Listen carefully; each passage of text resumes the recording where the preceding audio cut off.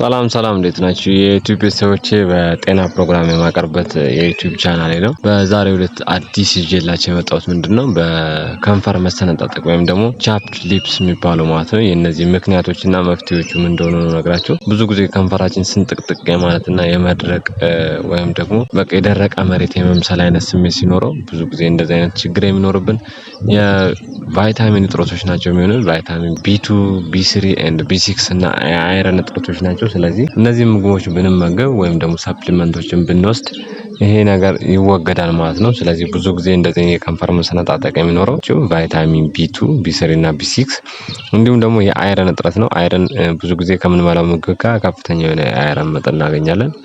ቢሆንም ግን አብዛኛው ጊዜ የአይረን እጥረት የሚከሰትበት በሆዳችን ውስጥ የሃይድሮክሎሪክ አሲድ መጠኑ አነስተኛ ሲሆንና ምግባችን በደንብ የማይፈጨው ሲሆን እንደዚህ አይነት ችግሮች የመከሰት ነገር ይኖራል። ስለዚህ የአይረን መጠናችን ከፍ እንዲል የሃይድሮክሎሪክ መጠናችን ሆዳችን ውስጥ ከፍ ማለት አለበት ማለት ነው። ስለዚህ እሱን መጨመር የምንችለው ምግብ ከመመገባችን በፊት የሌመን ጁስ ወይም ደግሞ የሎሚ ጁስ ብንጠጣና ገዛ ምግባችን ብንመገብ የተሻለ የሃይድሮክሎሪክ አሲድ መጠናችን ከፍ ይለንና በምግቦች ውስጥ ያሉ አዮኖች ወይም ደግሞ ንጥረ ነገሮችን ከበታተነልን የአሲድ ወይም መጠኑ ከፍ ሲል ማለት ነው የአይረን መጠናችን ወደ ሰውነታችን እንዲገባ ያደርገናል። አሊያም ደግሞ የአይረን ሰፕሊመንት መውሰድ ይቻላል። ግን ሰፕሊመንቱን አልመክራችሁም። የምመክረው የሰውነታችሁን ሃይድሮክሎሪክ አሲድ መጠን መጨመር ነው ያለባችሁ ማለት ነው።